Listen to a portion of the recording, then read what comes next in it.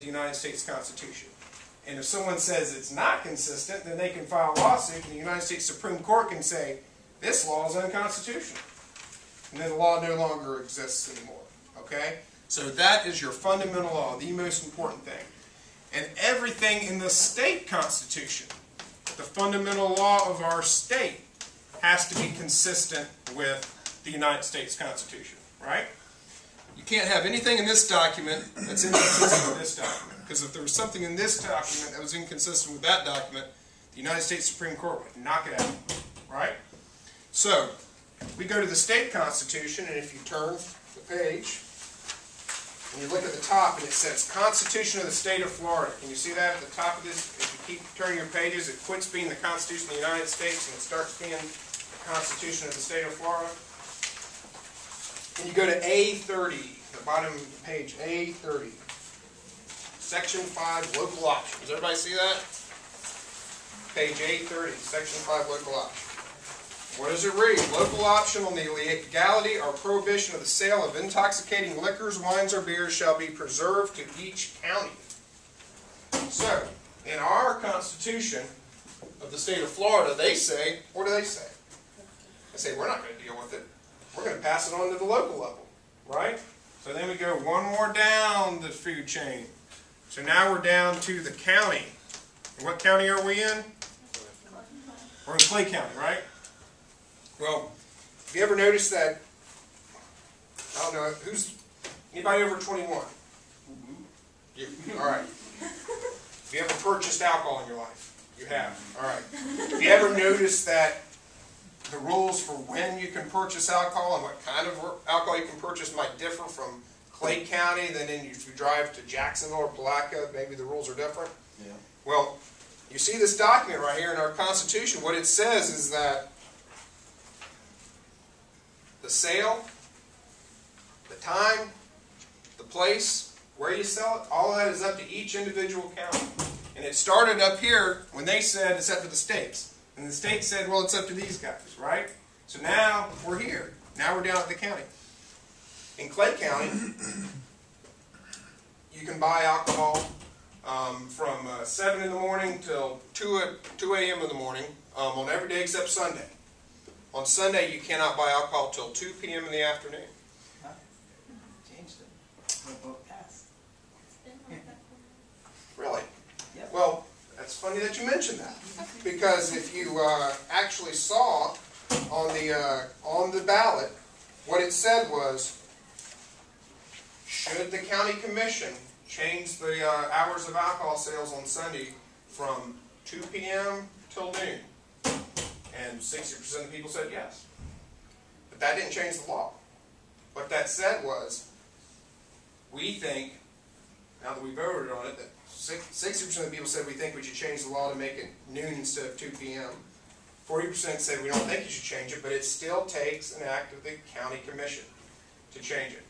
And the county commission recently has considered that, and they decided that they didn't want to change it. They decided that they were going to go ahead and keep it at 2 p.m. So, because they felt like for their personal reasons that was an appropriate thing to keep it at 2 p.m. Anybody have any comments on what I've just described? Is that good, bad, indifferent? You think it's a good idea? Or what's your name? Sarah. What do you think, Sarah? It's not good because I'm a waitress, so business isn't as good. People like come in, but they come in way later instead of the drink. Gotcha. So you work at a place that sells alcohol, and when you work on Sunday, you think that the place could make more money, you could make more tips and stuff if it was available to be sold before 2 p.m. Right. That would be an argument that a group called the Chamber of Commerce, who represents businesses, you might see in the paper the Chamber of Commerce. Well, that's a group of businesses get together and they try to encourage the local government to pass laws that allow businesses to make more money. So they come to the county commission and they say, look, we think that, one, as Sarah says, our businesses will make more money. The restaurants Sarah works at probably gives money to the Chamber of Commerce. You know, and they go down there and say, we think we can make more money if you change this law. And by the way, the voters voted 60 to 40, so obviously no one's going to throw you out of the office if you vote this way, right? and they declined to do that. Anybody else have any comments? I don't have a position on it. I'm just trying to stimulate discussion amongst everybody.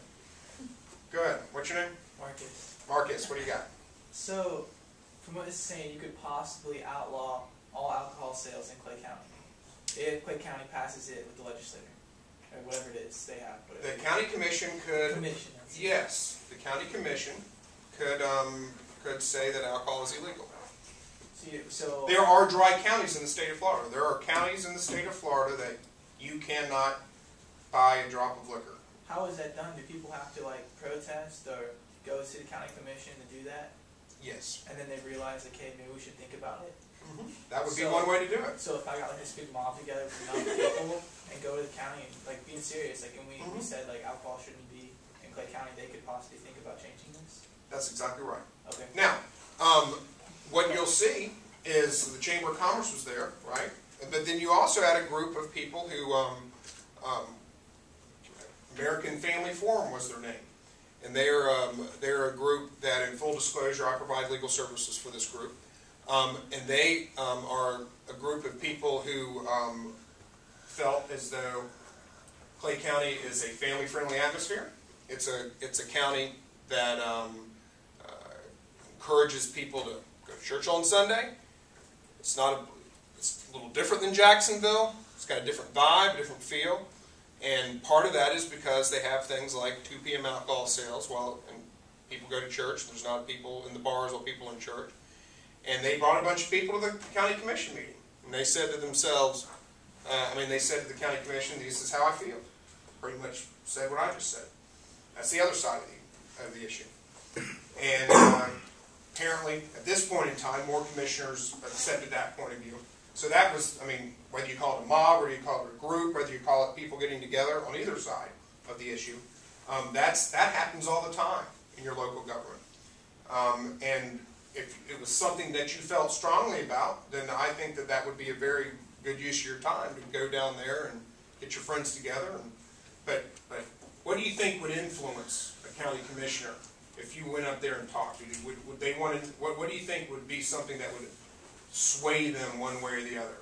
If they see a youth doing it, then yeah, definitely would sway them. Because youth is, you could say youth is a big alcohol consumer at parties, but also like college-age kids do consume a lot of alcohol. But I know a bunch of adults, they go to the crazy horse up the street or whatnot, But it's just like, that would persuade, I think that would persuade them if the youth, the next generation of what's coming up comes and makes a stand for what they believe in, and just know that, like, hey, no drunk driving, no alcohol, if you want it, just go to Duval. Right. And I think that Pretty straight. that's right. And that is, it's a matter of presentation, isn't it? If you got a group together and said, and presented yourself in a manner to the county commission that was, that you had done your homework, that you had thought about the issue, made a good argument, then, and most important, you convince them that you're watching what they do, you're seeing how they vote, and that you and your friends will make sure that when the next election comes along, that you're going to be at the voting booth voting your interest. And that's the important thing, because believe me, people who run for office, they look and they say, okay, these are the people who vote in an election. And quite frankly, people who were between the ages of 18 and 25, percentage-wise, voted a less percentage than people who were older. Not many people who are between the ages of 18 and 25 vote as a percentage of the total demographic than other people. So you say, geez, they're looking at me and they're thinking this is the next generation, right? But they're also thinking to themselves, well, you know what? There might be 7 guys here, or guys and gals, or whatever, but they might be the only 7 out of 300 people this age that are going to vote. And they're not really going to vote even if they say they are. So that's why it's really important to get informed and vote.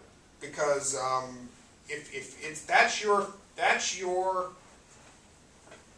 implied threat to a elected official. Whenever you are standing there saying, this is what I would like you to do, and you make an argument, I don't think it's reasonable to threaten them or to physically harm or anything like, or